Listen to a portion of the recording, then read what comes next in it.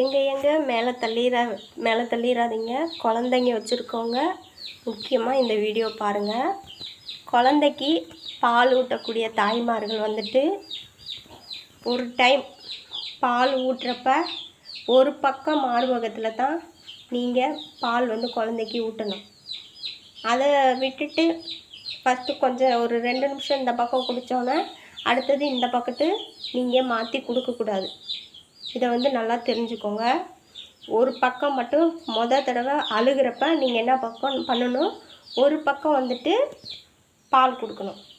கொடுத்தீங்கன்னா அந்த குழந்தை வயிறு ரொம்ப குடிச்சிக்கும். சரிங்களா? குடிச்சிட்டு தூங்கிடும். திரும்ப மறுபடியும் முழிக்கிறப்ப அடுத்தது என்ன பண்ணணும், அடுத்த பக்கம் உள்ள மார்பகத்தில் குழந்தைக்கு நீங்கள் பால் கொடுக்கணும். இதை நல்லா தெரிஞ்சுக்கோங்க.